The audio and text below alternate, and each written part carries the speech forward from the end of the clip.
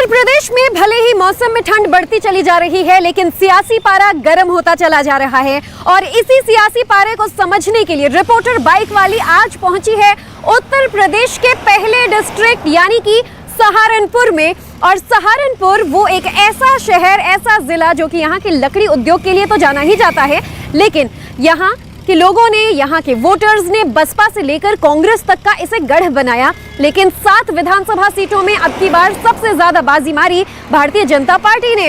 इस बार यहाँ की हवा किस ओर बह रही है, जानने समझने के लिए बातचीत करेंगे कांग्रेस के नेता इमरान मसूद से। तो चलिए मेरे साथ।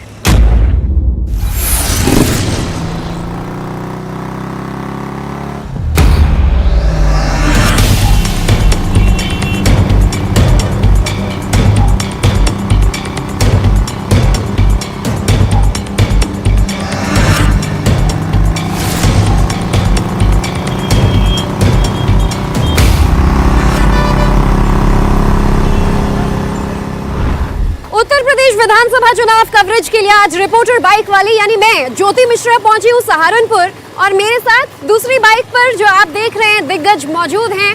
नाम है उनका इमरान मसूद।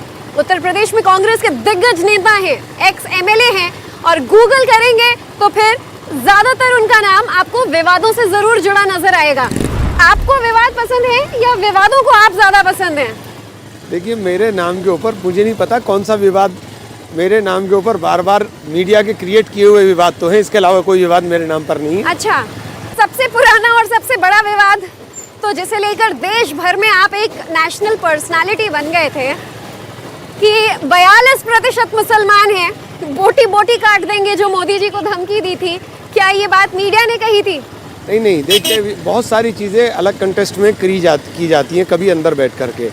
उसको जिस तरीके से प्रोपेगेट किया गया वो पूरी तरीके से गलत है। और हमारे यहाँ की भाषा बड़ी खड़ी बोली है और उस खड़ी बोली के अंदर कुछ शब्दों का प्रयोग जो नॉर्मली नहीं होना चाहिए वो हुआ था। लेकिन उसका मतलब वो नहीं था कि जो उसमें दिखाया गया था मैं वैसा नहीं हूँ, ना मेरी वो विचारधारा है और ना मैं वैसा हूँ।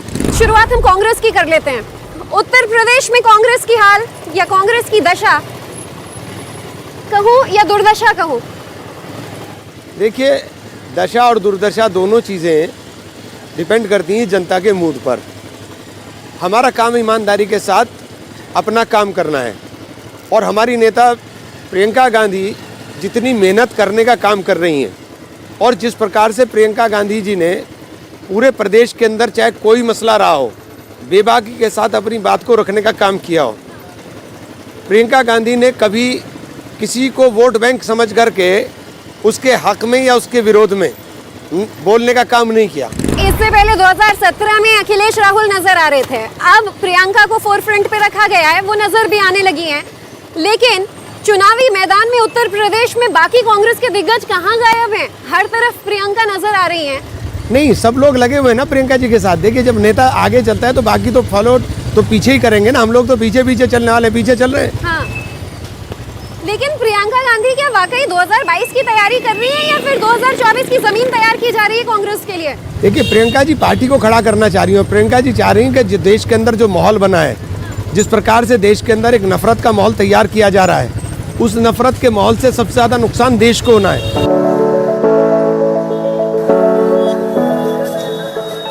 कांग्रेस का जो भी विजन हो, अब आप मीडिया को ये जवाब दे के थक गए होंगे मुझे लगता है, लेकिन सवाल फिर भी वो किल नहीं कर सकते हम कि इमरान मसूद सपा कब ज्वाइन कर रहे हैं?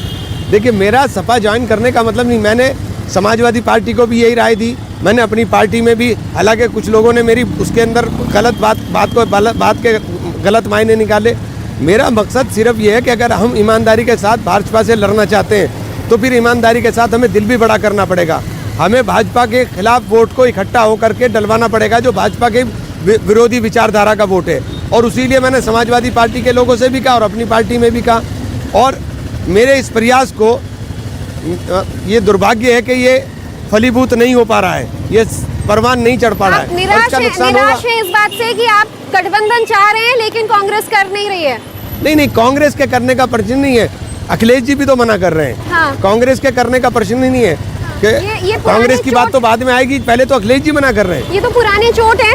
जी पुराने चोट पिछले चुनाव के जो नतीजा जनता ने नकार दिया, अगर उत्तर प्रदेश के दोनों बेटों को, तो आपको लगता है कि इस बार जनता उन्हें फिर मौका देती? देखिए, अलग अलग चुनाव में अलग अलग परिस्थितियाँ होती हैं। जब पिछली बार गठबंधन हो रहा था तो मैं गठबंधन के विरोध में था और मैं गठबंधन के हक की बात नहीं कर रहा था, क्योंकि मुझे लगता था कि हमने जो नारा दिया था 27 साल यूपी बेहाल, अगर हम उस नारे को मजबूती के साथ चलाते तो हम अच्छे नतीजे लेके आते, लेकिन उसका नतीजा उल्टा हुआ। फोकस पश्चिम उत्तर प्रदेश पे कर लेती हूँ। यहाँ पर बीजेपी ने जो अपनी रणनीति तैयार की है, छोटे छोटे दलों को साधा जा रहा है, जाट का काट जिसे मानते हैं, बीजेपी कहीं ना कहीं मजबूत नजर आ रही है। नहीं, देखिए, भाजपा मजबूत नहीं है, विपक्ष बिखरा हुआ है। भाजपा मजबूत नहीं है, विपक्ष बिखरा हुआ है। विपक्ष को एकजुटता का सबूत देना चाहिए। विपक्ष को चाहिए, अगर ईमानदारी के साथ, समाजवादी पार्टी बड़ी पार्टी है, समाजवादी पार्टी का आधार बड़ा है, तो उनको दिल भी बड़ा करना पड़ेगा और बड़ा दिल कर करके सबको साथ लेकर के चलने का काम करें। पिछले चुनावों में सिंगल डिजिट में सिमटी कांग्रेस के लिए, इस बार तो 2 से 6 सीटें दी जा रही हैं। देखिए, ये तो समय बताएगा किसको कितनी मिलेगी। जब केजरीवाल 67 सीटें लेकर आए थे, कौन कह रहा था कि 67 सीटें लेकर आ जाएंगे दिल्ली के अंदर? कितनी सीटें आप अनुमान लगा रहे हैं कांग्रेस की? जी, कितनी सीटों का अनुमान देखिए, लगा रहे हैं? अनुमान मैं तो कहूँ कि हम कांग्रेस सरकार बनाए, हम तो कहें कांग्रेस सरकार बनाए। अनुमान से क्या आप होता ये है? मजाक कर रहे हैं या सच में कह रहे हैं? नहीं, मजाक नहीं कर रहा हूँ मैं। मेरी तो ख्वाहिश ये है कि कांग्रेस सरकार बनाए। आप तो कहते हैं कि राहुल गांधी से बेहतर तो अखिलेश यादव है, ये तो आपने खुद कहा है। नहीं, मैंने राहुल जी का और अखिलेश जी का कोई कंपैरिजन कभी नहीं किया हो। मैंने कभी कंपैरिजन नहीं किया। राहुल जी की तरह है और अखिलेश जी की तरह है। अखिलेश जी उत्तर प्रदेश के नेता हैं, इसमें कोई दो राय नहीं, बड़े नेता हैं उत्तर प्रदेश के। राहुल गांधी देश के नेता हैं और बड़े नेता हैं राहुल गांधी। और राहुल गांधी बेबाकी के साथ और बिना किसी खौफ के जो बात करने का जरूरत राहुल गांधी के अंदर है, वो देश के अंदर किसी के अंदर नहीं है। ऐसी बात है, अगर आपको लग रहा है उत्तर प्रदेश में चलिए कांग्रेस की आप सरकार बनवा रहे हैं, तो मुख्यमंत्री राहुल गांधी होंगे कि प्रियंका गांधी होंगी? नहीं, मैं देखिए, मुख्यमंत्री का बात तो बहुत दूर की है। और मैंने पहले ही कहा था कि प्रियंका जी से जो लोग कह रहे हैं कि मुख्यमंत्री बनाने की बात प्रियंका जी को कर रहे हैं, वो प्रियंका जी के सबसे बड़े दुश्मन है। अभी ऐसी कोई स्थिति नहीं है। लेकिन आपने चाहत की बात की, आपने ख्वाहिश की बात की। मेरी ख्वाहिश है कांग्रेस की सरकार बने। और फिर प्रियंका गांधी को कहाँ देख रहे हैं आप? अगर मुख्यमंत्री वो नहीं बन रही हैं तो फिर? देखिए, प्रियंका गांधी देश की सबसे बड़ी, पुराने राजनीतिक दल की सबसे बड़ी नेता हैं और प्रियंका गांधी पूरे देश की नेता हैं। कश्मीर से लेकर कन्याकुमारी तक प्रियंका गांधी का नाम के ऊपर संगठन खड़ा हुआ है कांग्रेस का।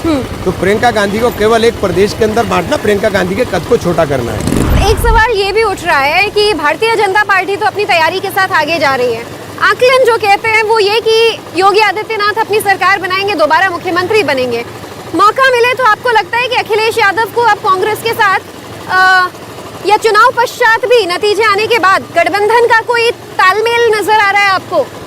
देखिए, अभी मैं इस बारे में कुछ कह नहीं पाऊंगा, क्योंकि इस परिस्थिति, अजीब सी परिस्थितियाँ प्रदेश के अंदर हो गई। हमने जो बार बार आगाह किया और चेता रहा हूँ, मैं इसी परिस्थिति से बचने के लिए चेता रहा हूँ कि वक्त से पहले समझ जाइए और वक्त से पहले संभल करके हमारी बात मान लीजिए, और वो आपके भी हित में होगा और प्रदेश के भी हित में होगा। आप कह रहे हैं कि आपके नेता हैं राहुल गांधी, प्रियंका गांधी, सर्वे सर्वा हैं पार्टी के इस वक्त, लेकिन आप वही इमरान मसूद हैं जिनका ऑडियो में सुन के आई हूँ कि कांग्रेस 0 लाएगी, 0। देखिए, अब ये समय आने दीजिए, समय के ऊपर बहुत समय नहीं बताएगा, ये आप मुझे बताइए, क्योंकि ये आपने कहा था, ये आपने कुछ ना कुछ गुणागणित किया है, आपने कुछ सोच के बोला होगा। यूपी की राजनीति में आप चुनाव हारे हो या जीते हो, आपका वर्चस्व तगड़ा रहा है। देखिए, मुझे लगता है कि अकेले चुनाव लड़ेंगे तो नतीजे बहुत खराब होंगे और इसके ऊपर मैं कायम हूँ। मैं आज भी कायम हूँ इसी बात के ऊपर। तो कांग्रेस 0 पे सिमटने वाली है?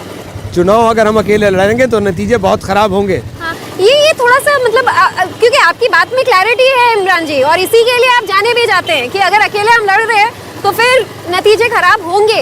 ये जनता में कांग्रेस के जो वोट बैंक है उनमें कहीं हताशा तो नहीं पैदा करेगा कि अभी से जब हार मान चुके हैं हम?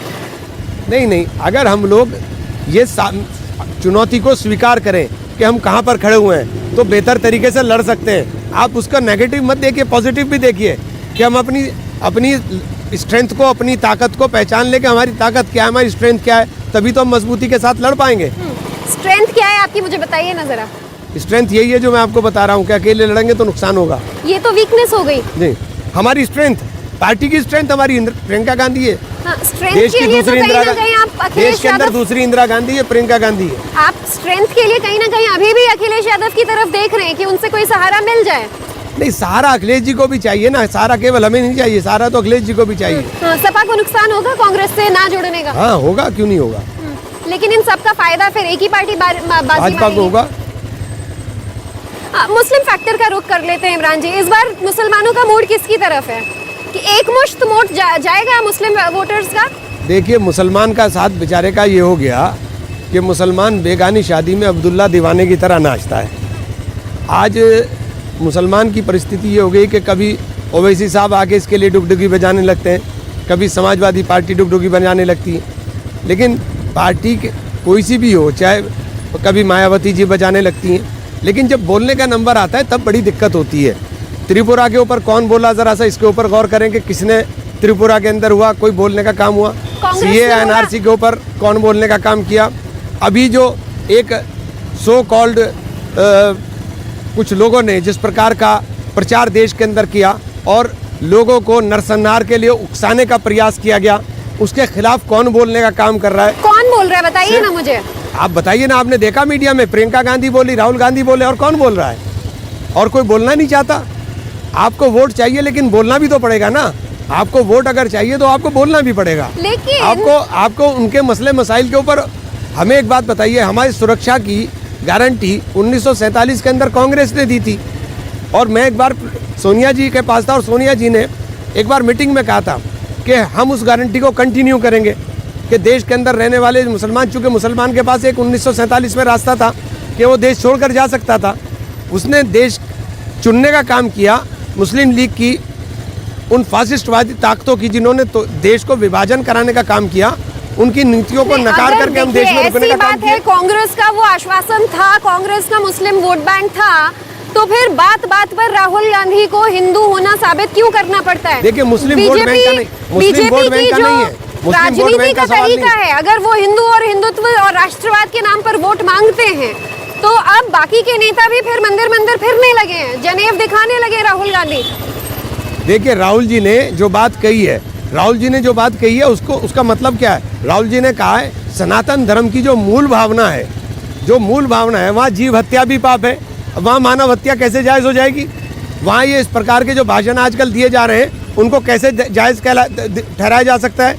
जिस धर्म के अंदर वासुदेव कुटुंब की भावना हो कि पूरे विश्व को एक कुटुंब माना गया है, वो देश के अंदर रहने वाले दूसरे धर्म के लोगों के साथ नफरत कैसे सिखाने का काम कर सकते हैं? उस धर्म के मानने वाले लोग नफरत नहीं सिखा सकते। जो धर्म केवल प्रेम और प्रेम के लिए बना हो, उस धर्म के अंदर नफरत कहाँ से आ गई? तो राहुल गांधी ने वही बात कही। के लिए बनाई है। लेकिन एक चीज की मैं आपकी तारीफ भी करना चाहूंगी, अब चाहे ये जेन्युइनली आप कहते हो या फिर राजनीति के मद्देनजर, आपको कई बार जय श्री राम कहते हुए देखा है।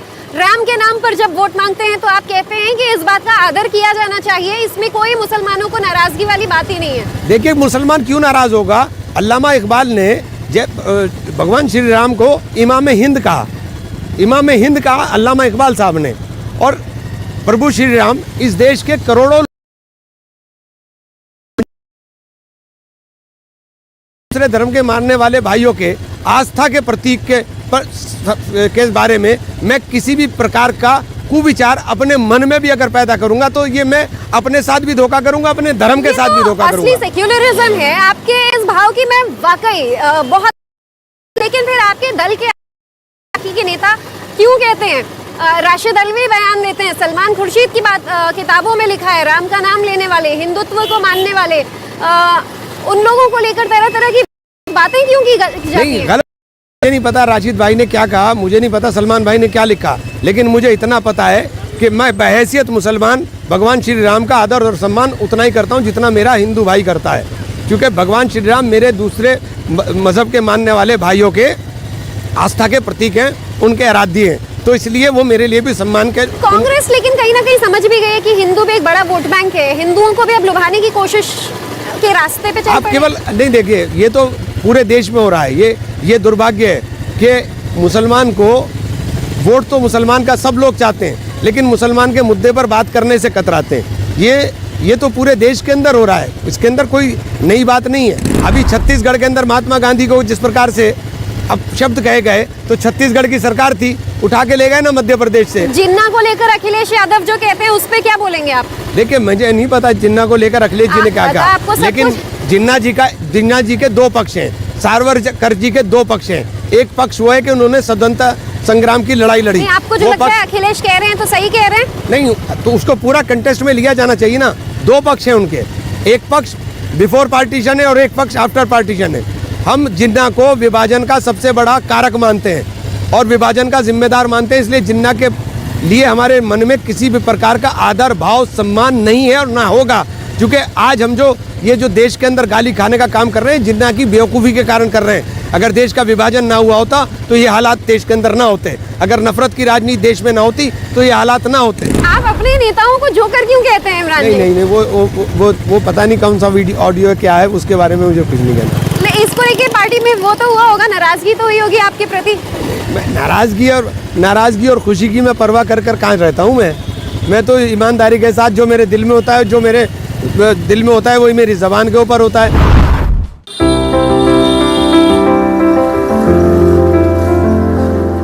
चलिए तो रैपिड फायर अंदाज में आपसे जान लेते हैं कि इमरान मसूद इन सारे मुद्दों पे, इन सारे लोगों के बारे में इस समय क्या सोचते हैं। प्रधानमंत्री नरेंद्र मोदी, देखिए मोदी साहब ने पूरे देश के अंदर, इसमें कोई दो राय नहीं है कि मोदी साहब एक बड़े नेता हैं और मोदी साहब ने पूरे देश के अंदर एक अपने नाम का जादू चलाने का काम किया, लेकिन एक्सपोज हो गए क्योंकि मोदी साहब ने जो कहा है वो किया कभी नहीं है।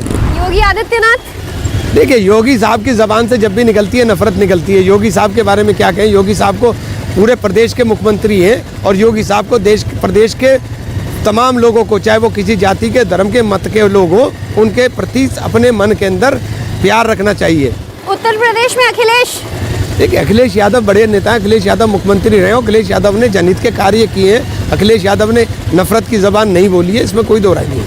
चलिए राहुल गांधी देश के नेता हैं। राहुल गांधी ने पूरे देश के अंदर राजनीति के अंदर एक नई सोच पैदा करने का प्रयास किया है। भले अभी वो कामयाब रहो ना, लेकिन आने वाला समय राहुल गांधी देश के सबसे बेहतरीन, मैं कहता हूँ जब समय मिला तो सबसे बेहतरीन प्रधानमंत्री साबित होने वाले हैं।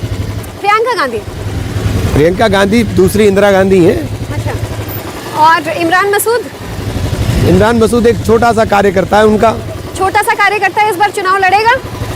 ये फैसला भी पार्टी करेगी, ये फैसला प्रियंका गांधी का होगा। कौन सी पार्टी इमरान जी? ये फैसला प्रियंका गांधी का होगा, मैंने नाम भी लिया है। आपने कांग्रेस पार्टी फैसला करेगी कि मैंने नाम लिया है ना कि ये फैसला प्रियंका गांधी करेंगी। मतलब आप श्योर शॉट कह रहे हैं कि कांग्रेस से ही चुनाव लड़ना है? हाँ, निश्चित रूप से। चलिए, एक पार्टी हमेशा से रह गई है, इस बार चुनावों में उनकी पूछ भी थोड़ा मैं देख रही हूँ बड़ी कम हो गई है, जिन्हें आप पार्टी नहीं मानते हैं, आप गिरोह मानते हैं। आप ही बता दीजिए मैं किसकी बात कर रही हूँ। बहुजन समाज पार्टी। क्यों?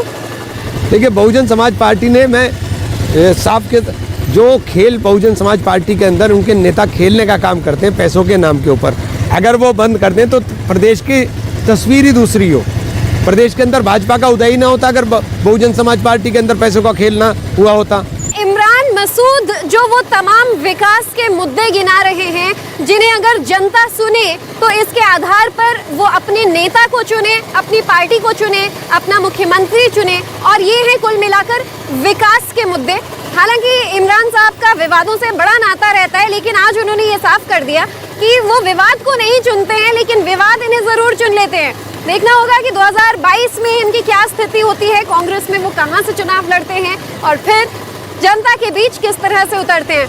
इमरान साहब बहुत बहुत शुक्रिया रिपोर्टर बाइक वाली को टाइम देने के लिए। आपके साथ बाइक चलाने में भी मजा आया, शुक्रिया, सहारनपुर घूमने में भी और सभी मुद्दों पर बातचीत करने के लिए भी। इंडिया टीवी हर वक्त हर जगह डाउनलोड करने के लिए सर्च करें India TV news Google play store या ऐप स्टोर पर।